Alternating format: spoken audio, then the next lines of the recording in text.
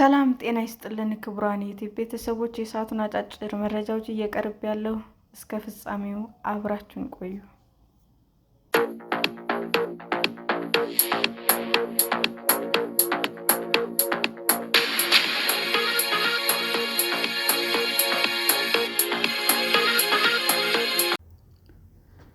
ኢትዮጵያ በግልባጭ እንድታውቀው የተደረገው የትራምፕ የህዳሴ ግድብ ድርድር ጥሪ ደብዳቤ።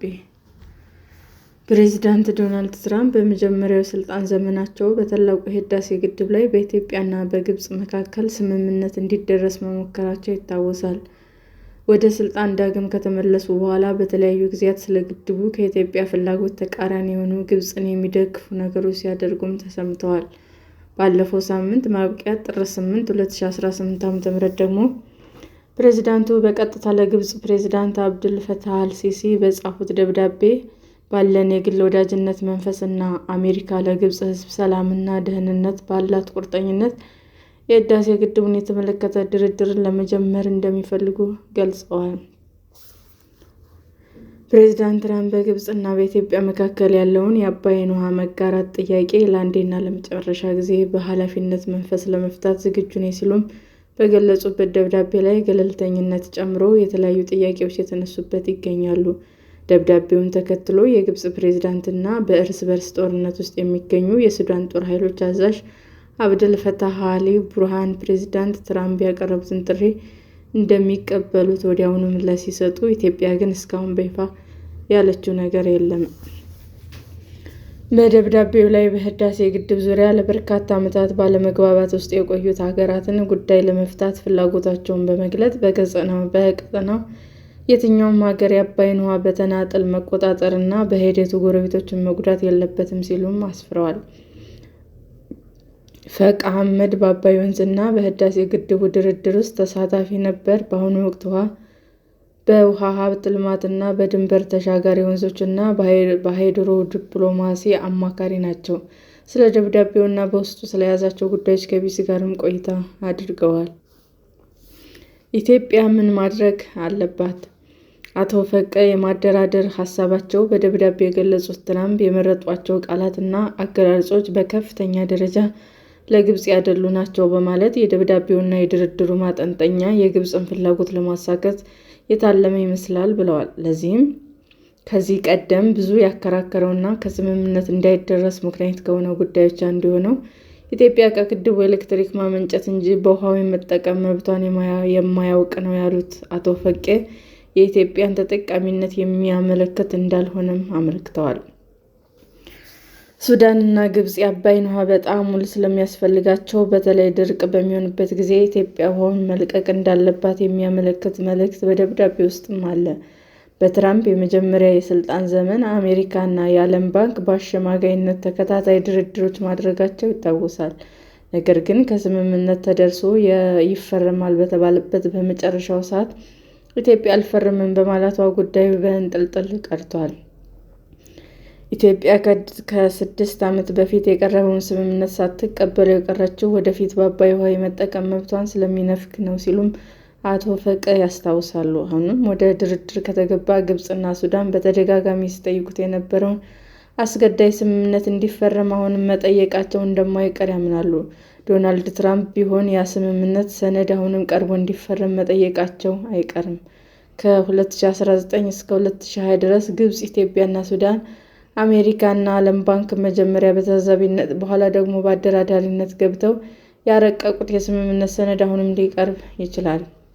ነገር ግን በዚያን ሰነድ ውስጥ ኢትዮጵያ ውድቅ ያደረገችው የውሃ አሞላል እና ዓመታዊ የውሃ አለቃቀቅን በተመለከተ ክፍል በውስጡ በድብቅ የተሰገሰጉ ለግብጽና ለሱዳን የውሃ ድርሻ ኢትዮጵያ እውቅና እንድትሰጥ የሚያደርጉ ሀሳቦች የያዘ መሆኑን አቶ ፈቀ ይጠቅሳሉ። አጣብቂኝ አማራጮች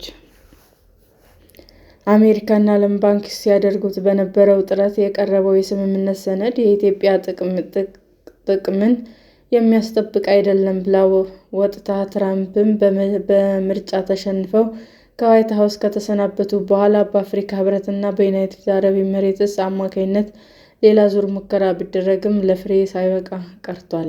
አሁን ደግሞ ከ4 ዓመት በኋላ ትራምፕ ወደ ስልጣን በተመለሱ በዓመታቸው ግብጽና ሱዳንን ፍላጎታቸውን ለማሳካት ከዓመታት በፊት በእንጥልጥል የቀረው ስምምነት በአሜሪካ በኩል እንዲፈረም ጥረት እያደረጉ ነው የሚል እምነት አቶ ፈቄ አላቸው። አሁን ግን ከትራምፕ በኩል የሚቀርበው አማራጭ ፈታኝ ሊሆን እንደሚችል ይጠቅሳሉ። ለዚህ ደግሞ ኢትዮጵያ ጥንቃቄ ማድረግ ያስፈልጋታል በማለት ያሳስባሉ። እንዲህ ያለውን ስምምነት መፈረም ብሔራዊ ጥቅምን የሚነካ ነው፣ አልደራደርም ማለት ደግሞ ከአሜሪካ በኩል ከፍተኛ ጫና ሊያስከትል ይችላል። ትራምፕ ቅድመ ሁኔታ አስቀምጠው ይህንን አድርገው ወይም ተቀብለው በማለት ያ ካልሆነ ሌሎች እርምጃዎችና ጫናዎች እንደሚወስዱ ሊገልጹ ይችላሉ። ይህ ደግሞ በኢትዮጵያ ላይ ችግር የሚፈጥር በመሆኑ አቶ ፈቄ የሚመክሩት ኢትዮጵያ ነገሮችን በጥንቃቄ በመያዝ ጥበብና ብልጠት በተሞላበት ሁኔታ ምላሽ መስጠት እንዳለባት ነው። በሁለቱም በኩል ኢትዮጵያ አጣብቂኝ ውስጥ ነው ያለችው። ምክንያቱም ስምምነቱን መቀበል የራሱ ችግር አለው፣ አልደራደርም ማለት የራሱ ችግር አለው በማለት ትራምፕ ባሉት መሰረት ድርድሩ የሚካሄድ ከሆነ ኢትዮጵያ በአጣብቂኝ አማራጮች ውስጥ ልትሆን እንደምትችልም አመልክተዋል። በድርድሩ ኢትዮጵያ ፍላጎቷን ማሳካት ትችላለች?